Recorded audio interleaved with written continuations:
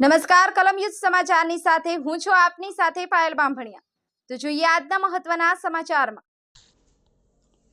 સુરત ગળાના સુરક્ષા કવચનું વિતરણ। સુરતમાં પતંગના માંજાથી ગળા કપાવવાની ઘટનાઓને રોકવા સેફટી બેલ્ટનું વિતરણ। સુરતમાં traffic police district traffic education and welfare સંસ્થા દ્વારા સેફટી બેલ્ટનું વિતરણ। મોટાભાગે પતંગના માંજાથી ગળાના ભાગે ઈજા થવાની શક્યતા વધી જાય છે। ઉત્તરાયણમાં કાતિલ દોરાને કારણે લોકોએ પોતાનો જીવ ગુમાવવાનો પણ વારો આવે છે। અકસ્માત ન થાય અને લોકોની જિંદગી બચાવી શકાય તેવા હેતુસર 50,000થી વધુ સેફટી બેલ્ટનું વિતરણ કરાયું। કલમ યુદ્ધ સમાચાર સુરત।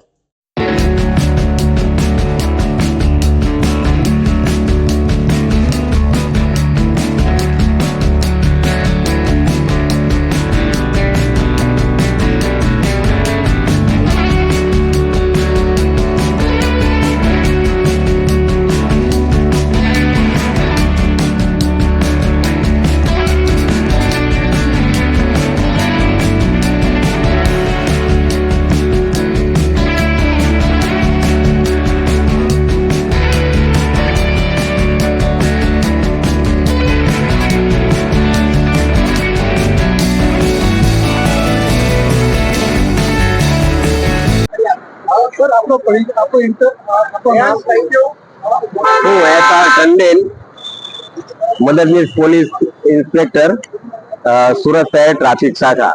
આજ રોજ અમે ચોપાટી છત્રી ખાતે સેફટી બેલ્ટનું વિતરણ કરી જઈ રહ્યા છે, જેથી કરી આવતા ઉત્તરાયણના તહેવાર દરમિયાન લોકોને મિનિમમ ગળાની જે દોરી આવવાથી નુકસાન થાય છે એને નિવારી શકાય।